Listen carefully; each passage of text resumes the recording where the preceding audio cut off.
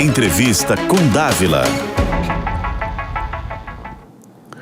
Olá, bem-vindos. Toda semana temos um encontro marcado para falarmos sobre os assuntos mais importantes do momento e sempre com um convidado especial. Os avanços da ciência prometem revolucionar a medicina e a nossa qualidade de vida nos próximos anos. Um dos estudos mais fascinantes da atualidade é o estudo sobre o genoma, o código genético que possui as informações hereditárias dos organismos vivos.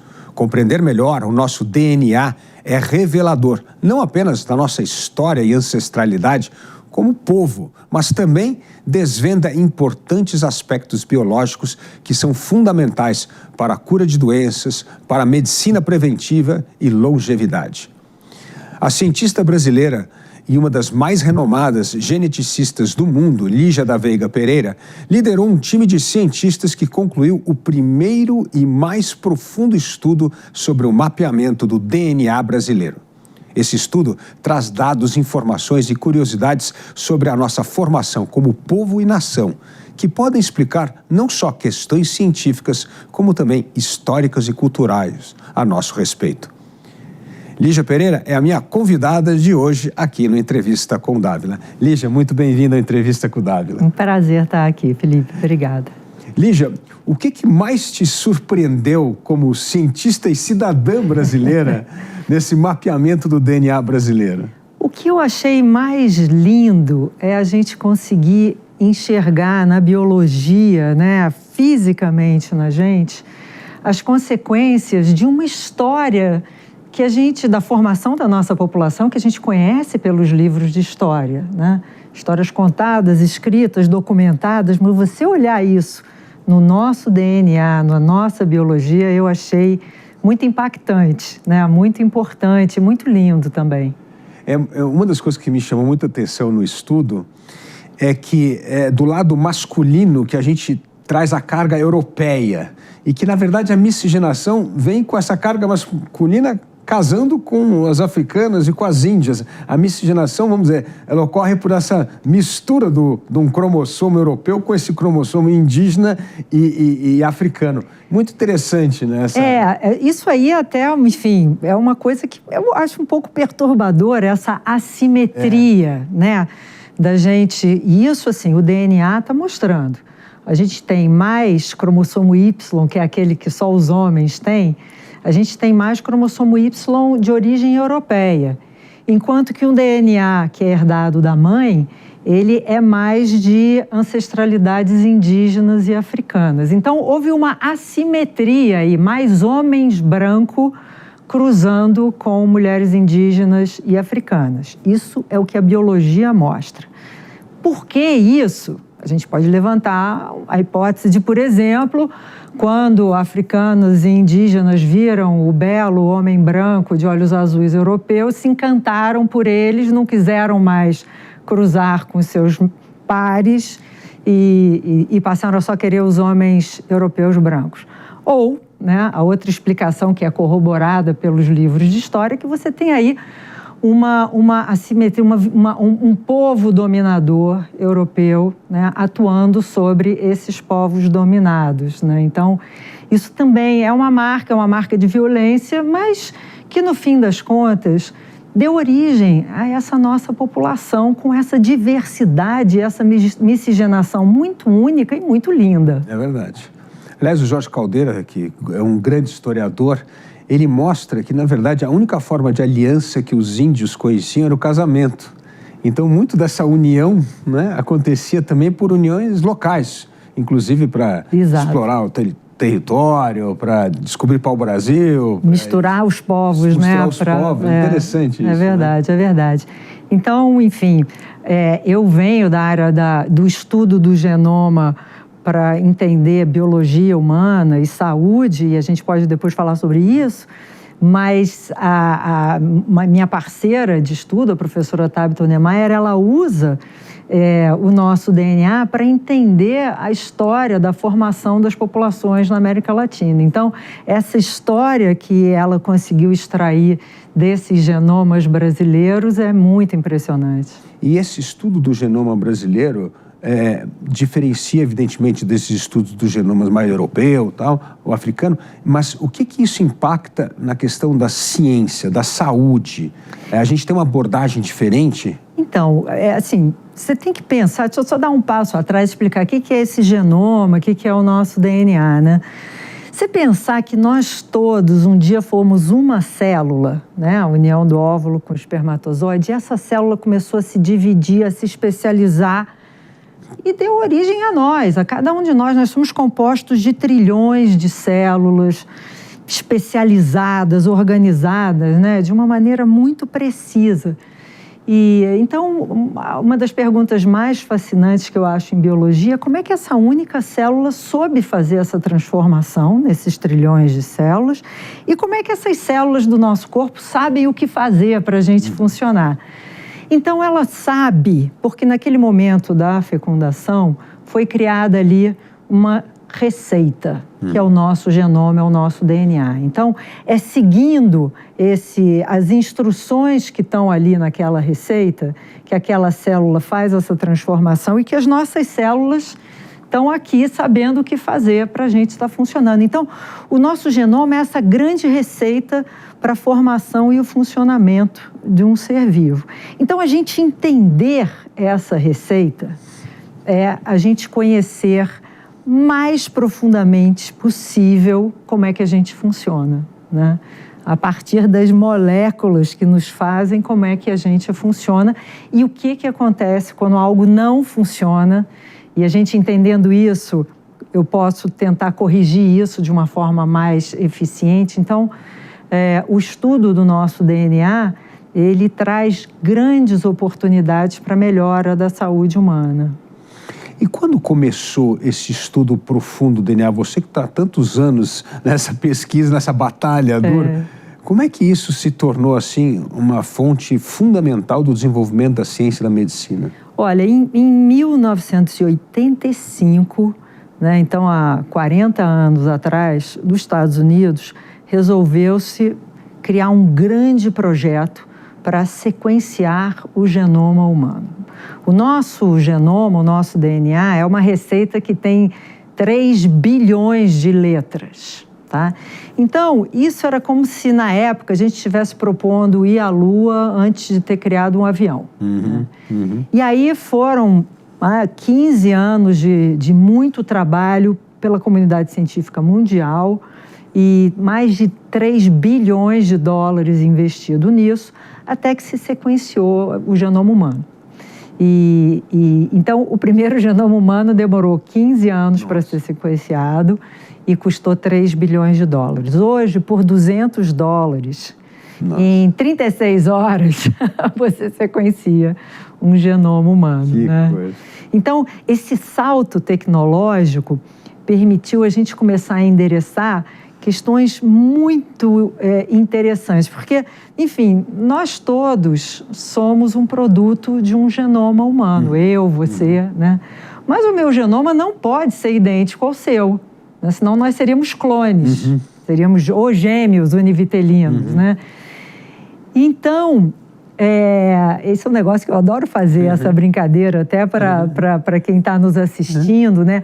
O quanto o genoma... Olha para uma pessoa que está do seu lado, ou pense em alguém que você gosta muito, o quanto o genoma de 2 pessoas é idêntico e o quanto ele difere, né? Pensem aí num número. Nós somos 99,9% idênticos. Nossa. Do ponto de vista da sequência do nosso DNA, né? Então, o que isso significa? Que esse 0,1% de variações que existem entre os genomas das diferentes pessoas, elas são esse 0,1% é responsável pelas nossas características individuais, né?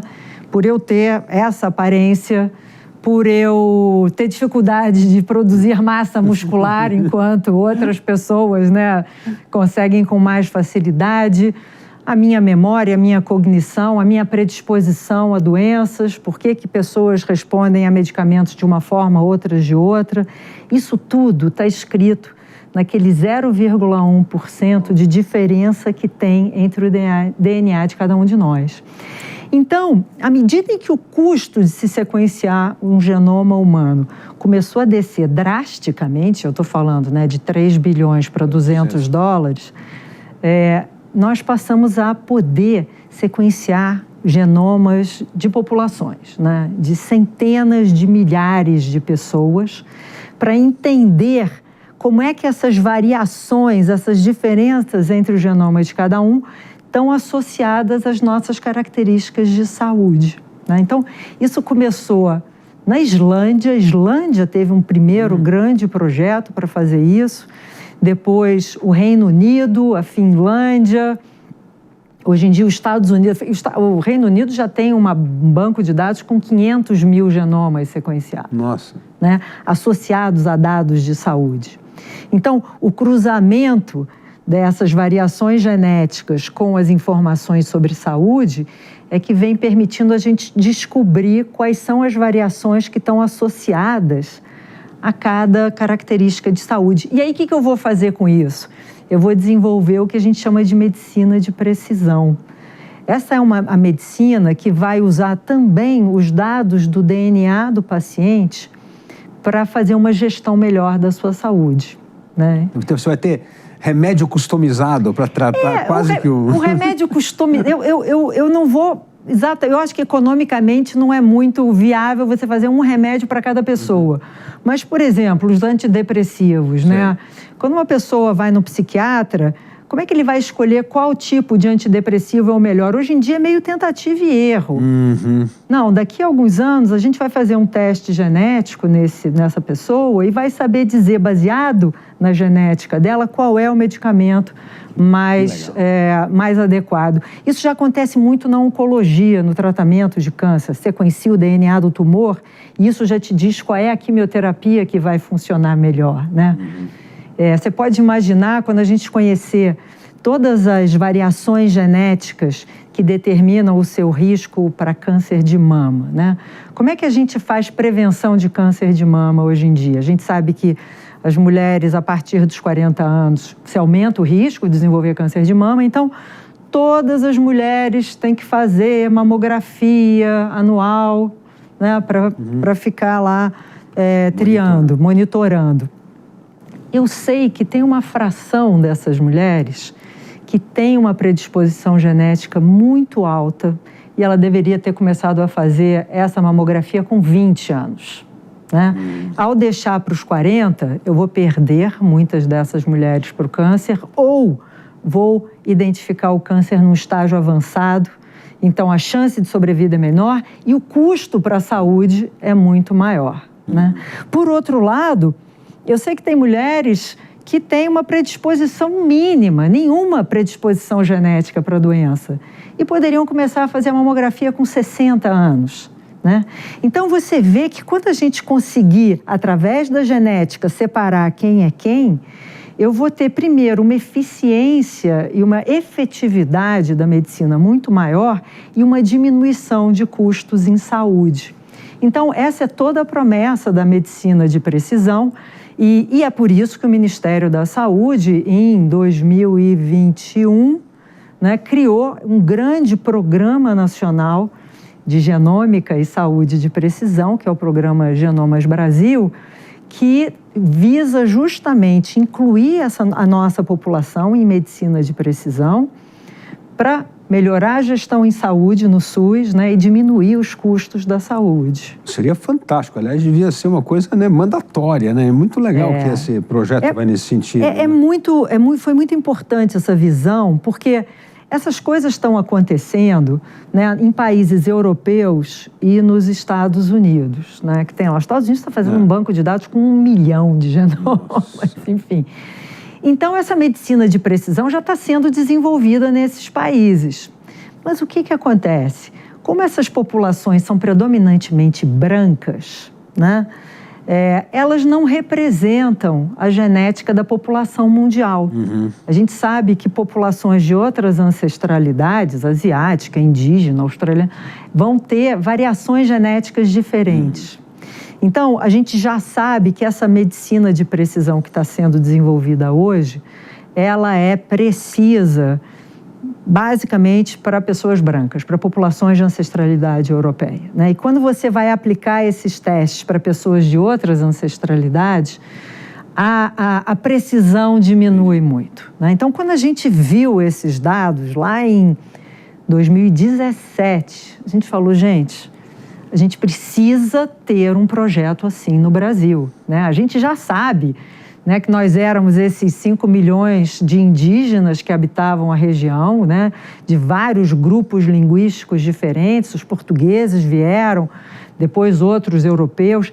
6 milhões de africanos escravizados foram trazidos à força para o Brasil, de diferentes regiões da África, povos que não se encontram na África, foram trazidos para cá, né? Você tem uma ideia... Você certamente sabe isso, mas enfim, os Estados Unidos recebeu 400 mil africanos escravizados. O Brasil recebeu 6 milhões. Nós temos a maior população de ascendência africana fora da África. Então, a gente precisa conhecer esse DNA, a gente precisa conhecer essas variações genéticas e como elas impactam a nossa saúde para a gente poder fazer medicina de precisão para o brasileiro. E Lígia, essa medicina de precisão vai aumentar muito a medicina preventiva.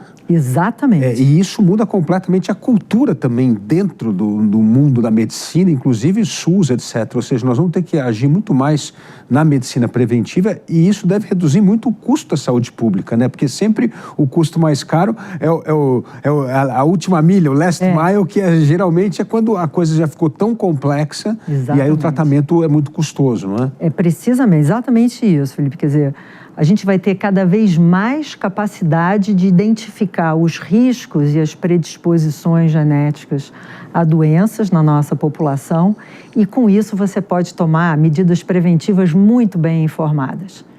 Então, de novo, isso tem um potencial e já se vê essa diminuição de custos, por exemplo, em oncologia, quando você usa informações sobre o DNA do tumor, né, para melhorar o tratamento do paciente. Enfim, então isso é o futuro da medicina. Aqui, então, mas para isso acontecer para o brasileiro, a gente tem que conhecer o nosso DNA, essas frações de DNA indígena, africano, como é que elas se misturaram, para a gente, então, poder oferecer essa medicina de precisão no SUS. E uma coisa interessante é como que essa pesquisa... Você se interessou e começou a desencadear essa pesquisa, porque pesquisa no Brasil já é difícil. Você convencer a turma que o importante é dedicar tempo a pesquisar o DNA brasileiro, eu imagino como é que foi esse seu caminho de Damasco para poder chegar a esse ponto e conseguir mobilizar a comunidade científica, recursos e uma grande universidade, óbvio, que é a USP, para você poder fazer esse trabalho tão importante para o Brasil. Ser cientista, ainda mais do Brasil, não é para os fracos, né? Enfim, estuda-se a genética do brasileiro há décadas aqui no país, né? A gente tem grandes professores, o professor Salzano, no Rio Grande do Sul, depois o professor Sérgio Danilo Pena, em Belo Horizonte, sabe? A gente tem um histórico de estudo da genética da nossa população, muito bacana, mas a história de estudar a nossa genética com essas técnicas mais modernas de sequenciamento do genoma completo, isso, enfim, era um sonho nosso, mas era uma coisa muito cara. Em 2014, eu participei de uma reunião com vários cientistas no INCOR, pensando como é que a gente põe um projeto desses, como que está acontecendo, né, na Inglaterra, na Finlândia, como é que a gente põe isso de pé aqui no Brasil e não saía. E aí, em 2016, começaram a sair os artigos nas maiores revistas internacionais falando da falta de diversidade dos estudos genéticos. Né? E mostrando, né, que isso iria gerar uma desigualdade enorme, né, na aplicação da medicina de precisão e falando que a gente precisa mudar isso, mostrando que 80% dos genomas conhecidos eram de populações brancas, depois você tinha uma grande fatia lá, asiática por causa da China. A China virou assim um powerhouse, né? um poder de ciência. Se olhasse a América Latina, 1%. África também uma fração pequenininha, quer dizer, desproporcional a essa distribuição na população mundial. E aí, quando eu vi que a comunidade internacional estava falando de falta de diversidade, que a gente precisava de diversidade, eu falei, putz, esse é um momento político, né? Legal. Bom para a gente tentar colocar, porque se o Brasil tem alguma coisa a contribuir é com a nossa diversidade. Aí toca tentar, aí montei, conversei com parceiros, professores, experts em genética de população, a professora Tabita Onemeyer, da USP, o professor Alexandre Pereira, do INCOR, hoje em dia ele está em Harvard, mas segue lá trabalhando com a gente. E ótimo, então temos a turma, e agora? Precisamos de dinheiro. Você se lembra, 2016, 2017, não era uma época favorável. Impeachment da Dilma, entrando no governo Temer. Não tinha Brasília e tal. E aí, eu resolvi pela primeira vez, Felipe, fazer uma coisa que eu nunca tinha feito, que foi bater na porta da iniciativa privada. Eu pensei o seguinte, olha, isso não é um projeto da Lígia, isso é um projeto para o Brasil. O que a gente está propondo, né, é fazer um projeto para a gente criar uma infraestrutura de pesquisa para o Brasil, para a população brasileira. Se o governo está atrapalhado agora, não consegue, pô, será que é iniciativa privada, né? Aí eu fiz um PowerPoint lindo, maravilhoso, falando Genomas Brasil, e fui bater na porta das maiores empresas nacionais com DNA bem brasileiro. Fiz uma peregrinação, assim, que se eu te mostrar, tem um slide mostrando com todos os logos e tal. E aí descobri uma coisa, ou que eu sou péssima vendedora, ou que enquanto a gente não tiver uma lei Rouanet, uma lei de incentivo fiscal para ciência, como a gente tem para a cultura, né? As empresas dão dinheiro para o Cirque du Soleil, dão dinheiro para a árvore de Natal. E todo mundo achou lindo o projeto, mas na hora de... não encaixou. Só que aí eu tive a sorte que o grupo da DASA, de diagnóstico, e toda vez que eu posso eu tenho que falar deles, né? Legal. Eles estavam começando um laboratório de genética, de diagnóstico genético, e disseram, Lígia, a gente entra com serviço. A gente sequencia 2.000 genomas para você, como serviço. Compraram um super sequenciador, montaram lá.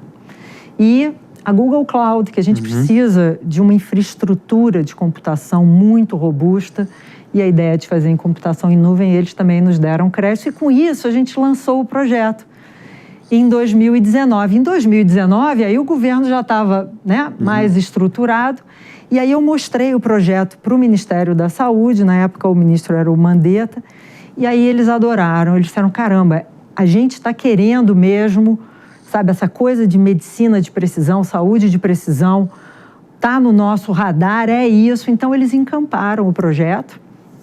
E, na época, o projeto se chamava Projeto Genomas Brasil. Eles falaram, Lígia, esse nome é bom demais. Dá pra gente. Aí, o programa do Ministério da Saúde virou Programa Genomas Brasil. E aí, eu mudei o nome do meu, que virou o Projeto DNA do Brasil. E o objetivo do nosso projeto DNA do Brasil era conhecer a variação genética na nossa população, para a gente poder, então, desenvolver essa medicina de precisão. E o Einstein também, na época, também começou um projeto para sequenciar o genoma de pessoas com doenças raras, né?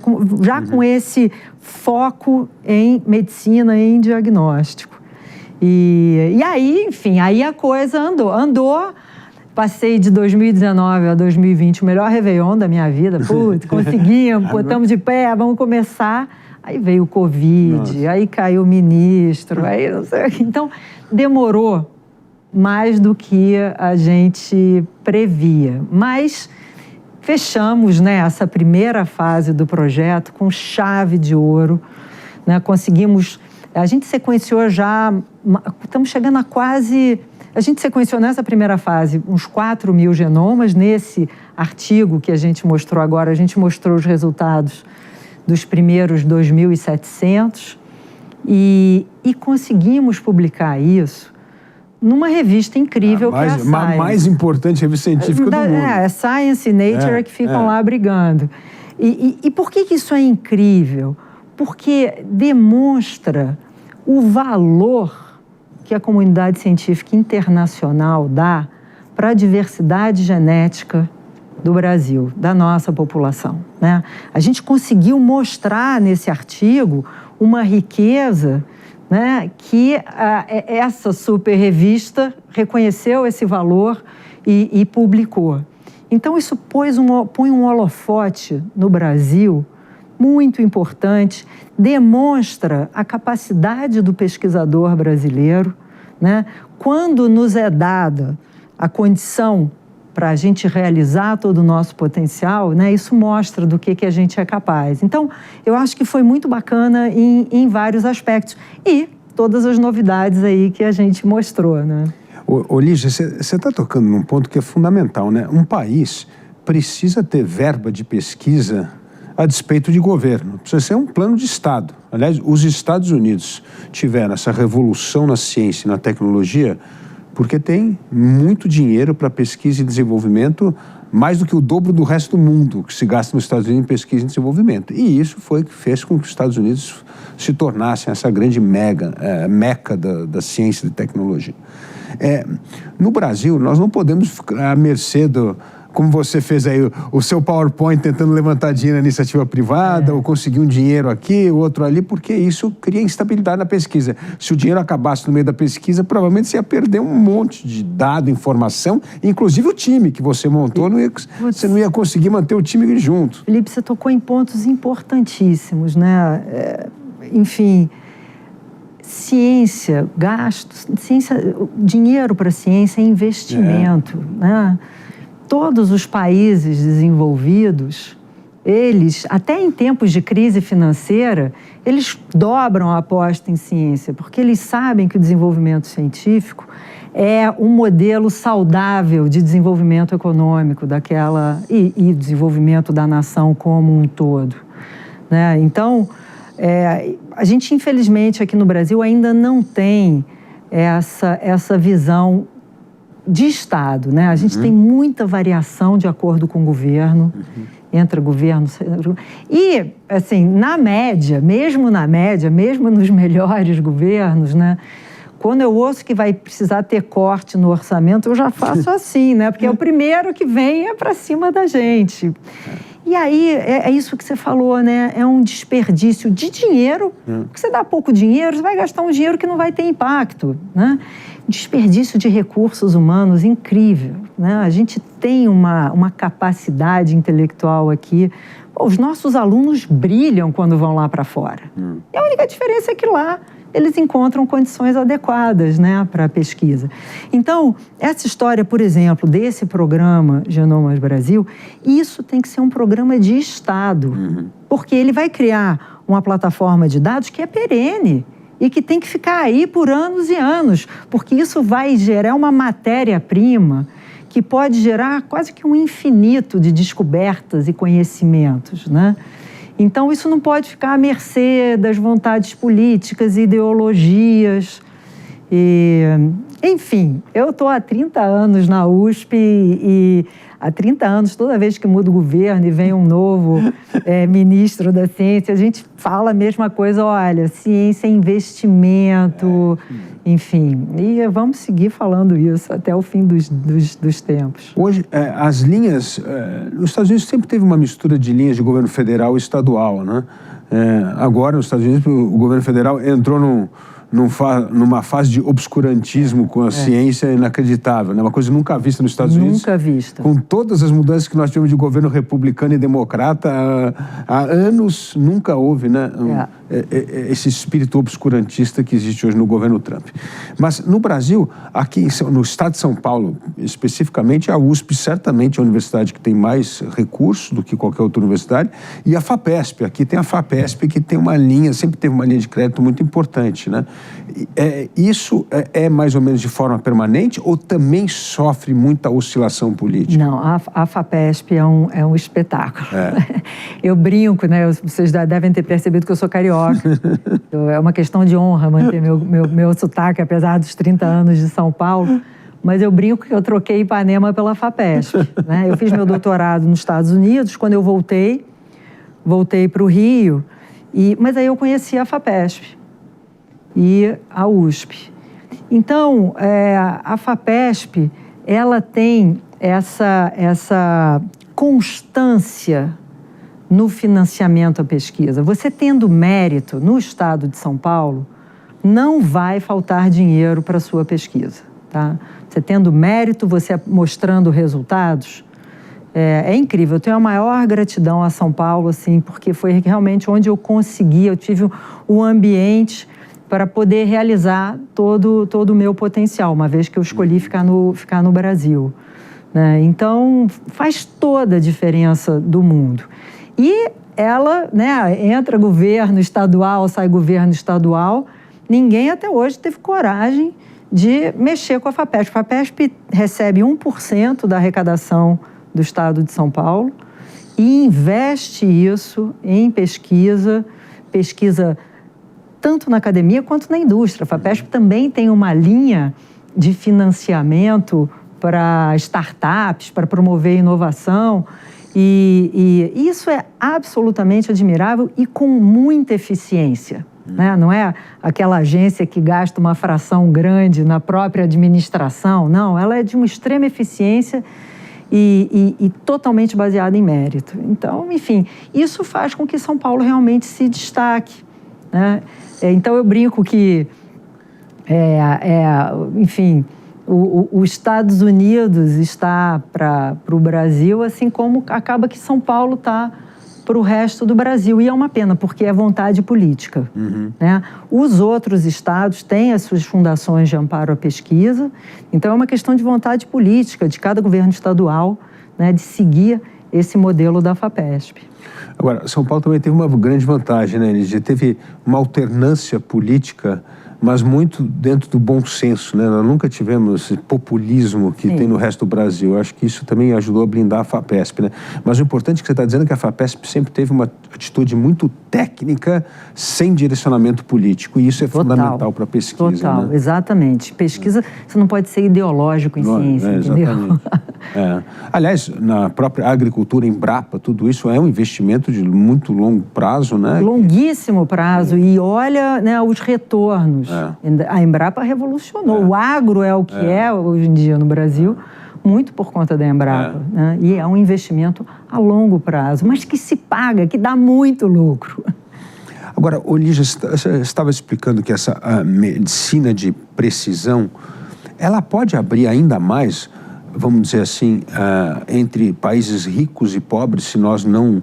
Porque uma coisa é você descobrir, como você está fazendo toda essa descoberta do DNA, mas aí, por exemplo, o laboratório não está interessado em desenvolver remédio específico que atinge um determinado tipo de DNA que não atinge o outro. É melhor fazer para a população branca que tem poder aquisitivo maior. Como é que isso vai influenciar, você acha, a indústria farmacêutica em parte de pesquisa e determinadas doenças que afetam mais determinadas populações ou não? Olha, a indústria farmacêutica, ela enfim, para fins lucrativos, né? Então, enfim, ela tem lá uma série de critérios para ela escolher as linhas de desenvolvimento de produtos dela, né? Por isso que é fundamental você ter apoio de governos à pesquisa, para tratar de doença negligenciada, para tratar de doenças de populações mais pobres, né? Então, a gente não pode ficar só dependendo, né, dos interesses da indústria farmacêutica for profit. Agora, essa medicina preventiva que deve crescer muito, eu imagino que isso vai mudar muito a estrutura, por exemplo, do SUS, ou seja, o médico da família vai passar a ter uma importância muito maior, né? A de baixa complexidade vai passar a ter um momento importante como fonte de diagnóstico. Como é que nós vamos formar essa mão de obra para esse mundo novo o que você está dizendo da medicina, né? Essa parceria de ciência e medicina é o mercado que vai direcionar essa mudança de atitude ou isso é uma mudança de política pública? Olha, eu acho que se a gente for depender do mercado, tem que ser política pública. Certo. Né? O salário do médico não é o que vai fazer aumentar. Na verdade, né, a prevenção, o médico de família, ele já deveria ser, e já é, né, o foco. A gente já pode fazer muita prevenção sem o DNA. Uhum. A história do conhecimento do DNA é levar essa prevenção ao extremo. Uhum. Mas com o que a gente já conhece hoje, né, o Drauzio Varela que fala, a gente fica falando dessas coisas, mas se você não fumar, fizer exercício e controlar a alimentação, você ganhou aí uns 10 anos de vida, né?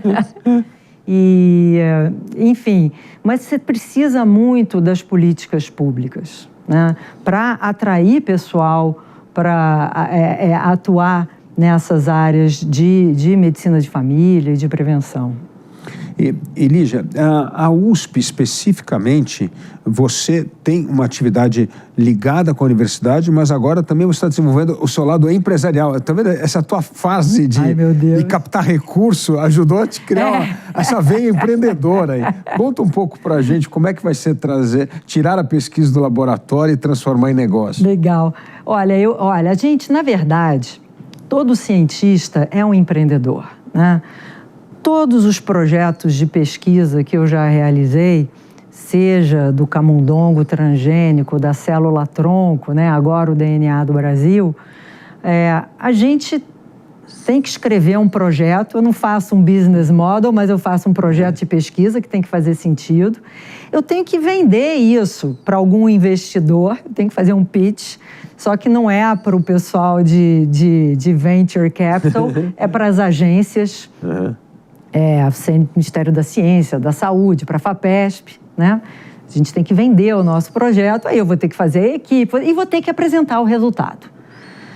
O resultado não é o IPO, não é a saída múltiplo, mas é um avanço no conhecimento científico. Então, de alguma forma, a gente eu já tive que fazer várias rodadas disso.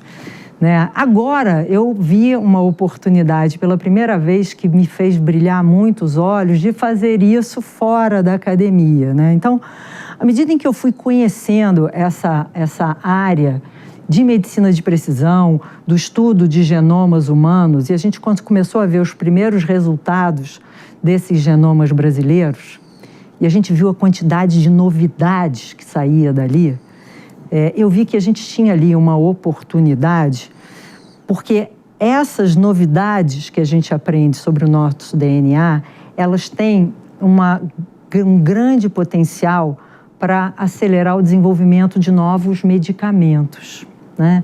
Então, por exemplo, eu aprendo lá que uma variação genética no gen A faz com que a pessoa tenha colesterol baixo. Uhum. Eu falo, o que é esse gen A? Qual é a proteína que ele faz?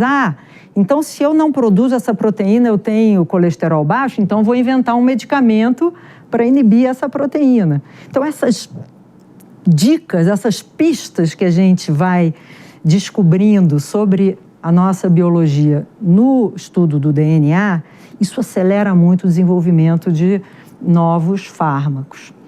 E a indústria farmacêutica usa essas informações desses bancos de dados que existem no mundo todo. Só que eles só têm DNA de gente branca. Uhum. Então, quando eu vi que o DNA de brasileiro tem muita novidade, eu falei, nossa, isso aqui pode ter muito valor para a gente avançar também o desenvolvimento de novos fármacos, tá? Mas para eu fazer isso, eu tenho que fazer de uma forma diferente do que a gente estava fazendo lá dentro do projeto acadêmico. Então, eu criei, pela primeira vez, eu fui empreender, né, na iniciativa. Primeiro, eu criei um PowerPoint que, para mim, parecia um modelo de negócios de Harvard.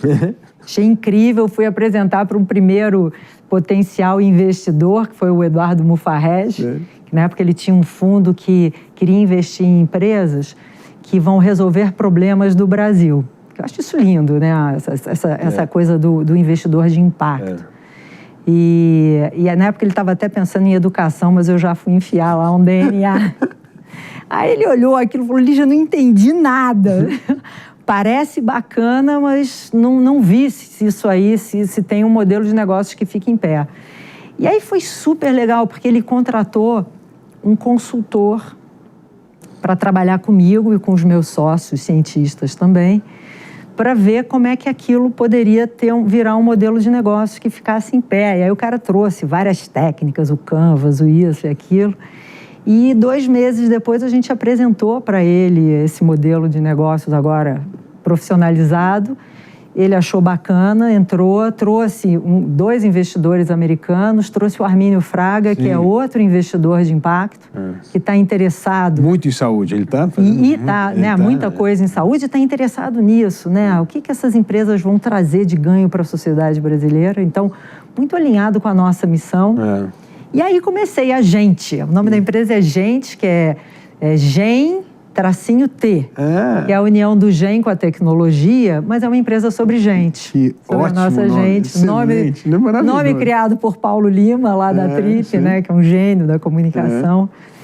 E aí a gente está, de fato, a gente está construindo uma grande plataforma de dados de saúde, de estilo de vida e genômicos da nossa população.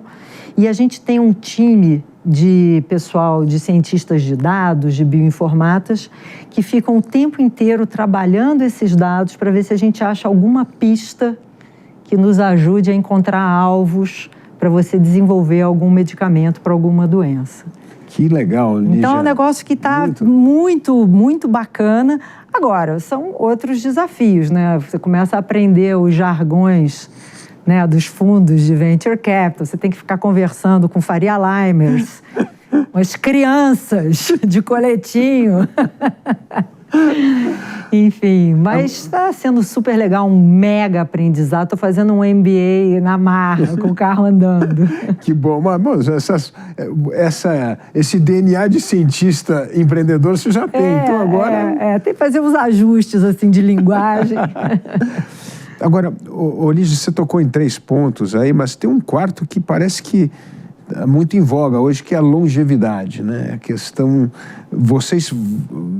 parte de todos esses estudos acaba afetando, óbvio, a longevidade, ou isso vai ser tratado de alguma forma mais tarde nessa sua nova empresa? Olha, na nova empresa, a gente não sabe ainda o que a gente vai descobrir, em que área da saúde a gente vai conseguir contribuir. Vai depender muito dos achados que a gente faz no nosso DNA. Então, hoje eu não sei se a gente vai... A gente não está focado, por exemplo, eu quero olhar só câncer, eu quero olhar só, sei lá, hipertensão. A gente está olhando o DNA do brasileiro em geral e tentando achar ali onde a gente tem oportunidades para fazer alguma inovação.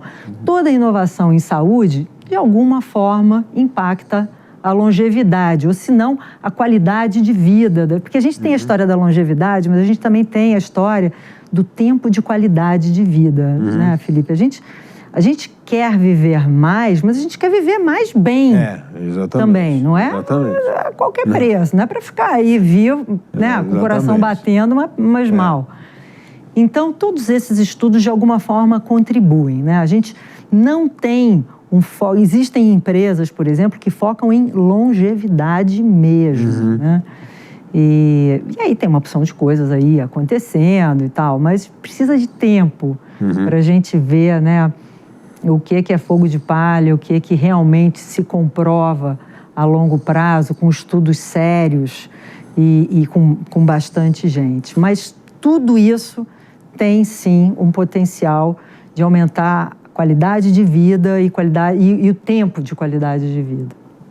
Lígia, você disse no começo uma coisa muito interessante, que o estudo do DNA mostra não só na questão do genoma, mas questões culturais também, né? Então, sempre me chama a atenção que algumas doenças não existiam no Brasil há 30, 40 anos atrás e hoje se tornaram doenças do primeiro mundo no Brasil. E isto é mais cultural ou tem a ver com DNA? Eu ia pensar duas coisas, né? A questão da obesidade e hipertensão. Duas coisas que eu falo assim, mas isso nunca foi um problema para nós, agora é. Mas isso aí, Felipe, eu vou dizer, é a epigenética, né? Isso é o nosso meio ambiente. A gente teve uma mudança de comportamento, né? A inserção dos alimentos ultraprocessados e o bombardeamento dessa indústria na mídia, em tudo, né? As pessoas... E até por conta do estilo de vida muito corrido, não dá tempo de cozinhar, é mais barato. O preço da comida ruim é muito barato. Então, isso é uma inversão, né? Agora antigamente as pessoas de baixo poder aquisitivo eram mais magras por falta de acesso. Agora inverteu, né? Porque as pessoas com poder aquisitivo mais alto podem se alimentar direito e as de poder aquisitivo mais baixo, elas conseguem comer comida, mas uma comida de péssima qualidade. Né? Então, isso é muito grave, mas isso eu não vou culpar a genética, isso é mais o meio ambiente, é a nossa coisa cultural. Mas é importante mostrar, talvez, o DNA para fazer uma mudança de cultura, né? Porque é tão difícil mudar a cultura. Se o seu paladar acostuma com determinado tipo de comida, para você fazer uma reeducação alimentar é uma coisa bem complicada. Né? Aí o que acontece? Né? Essa indústria aí, né, dos ultraprocessados criou essa epidemia de obesidade no mundo. Aí a indústria farmacêutica vai e inventa uma nova droga para curar essa obesidade, que também vira um negócio gigante. Né? A Dinamarca, eu acho que o PIB da Dinamarca hoje em dia depende né, do Ozempic, enfim. Então é uma maluquice, né? Quando faz essa roda maluca, quando de repente se a gente começa a conseguir fazer com que as pessoas comam melhor, né, isso vai ter um impacto na economia de diminuir os custos com a saúde tremendamente, né? E, enfim, mas é tudo complexo pra caramba. Eu acho, Felipe, que é mais fácil, né? Foi mais fácil, pelo menos, a indústria farmacêutica criar esse remédio para tratar a obesidade do que a gente conseguir controlar a cultura e a indústria e o bombardeio dos ultraprocessados, né? Criando aí essa geração de obeso, hipertenso, diabético. Mas eu comento sempre que nós que viajamos muito, estamos sempre em aeroporto, não tem uma comida saudável em aeroporto, e em qualquer lugar do mundo. Então você vê que tem uma questão... Ontem eu estava em Brasília, e aí, meu voo era 10 para as 8 da noite, eu ia chegar em casa 10h30 da noite. Falei, gente, vou comer alguma coisa. Não tinha. Aí eu vi uma esfirra. Eu falei, cara, esfirra, né? Eu reconheço uma carne moída aqui. Mas isso, não tem. Então, e o que tiver vai ser caro para os Então é uma coisa incrível, né? Que parece que para o aeroporto, não existe uma política de consciência, não, precisa ter 20% de comida saudável aqui, porque senão você acaba sendo arrastado por esse mau hábito. Isso tem que começar lá, né, nas escolas, nas merendas. Lógico. Bom, você já foi a um hospital recentemente, mesmo os mais bacanas, você vai ver a gelatina... o suquinho de caixinha, cheio de açúcar. Você fala, cara, estou dentro do hospital. É verdade. E Lígia, uma outra coisa interessante, afeta o nosso DNA de alguma forma? Por exemplo, estresse, coisas que você tem ao longo do tempo, isso começa a afetar DNA ou não? Isso, todo o nosso meio ambiente afeta o nosso DNA, tá? Mas afeta de uma forma normal. Né? O nosso DNA está programado para responder, né, aos estímulos do meio ambiente. Então, você dá um exemplo bobo, né? Você vai na praia, sua pele recebe sol. Esse sol vai lá no nosso DNA e ele vai ativar uma série de genes que vão produzir melanina, por isso que a sua pele fica mais escura, que vão começar a produzir vitamina D, que vão produzir também enzimas para reparar o seu DNA, porque o sol também pode quebrar, machucar o seu DNA. Então, tudo que a gente faz, né, todos os estímulos do meio ambiente geram uma resposta. Quando você faz exercício, né? Você faz exercício, esse exercício, as nossas células musculares, elas entendem lá no DNA, o DNA começa a dizer para elas, começa a se multiplicar, e elas começam a se multiplicar e você ganha massa muscular, né? Então, sim, tudo o que a gente faz afeta o nosso DNA, isso faz parte. Agora, tem coisas que afetam de uma forma negativa, né? Você vai fumar, isso vai quebrar o seu DNA, vai gerar quebras que podem levar aquela célula agora a formar um tumor, ou pegou sol demais, essas coisas, né? Então, enfim, esse tipo de ataque ao DNA é ruim. Então, a forma, nós somos um produto, né, do nosso DNA e do nosso meio ambiente. Então, isso é legal a gente saber, né, que a nossa sorte não está escrita, o nosso destino não está completamente escrito no nosso DNA.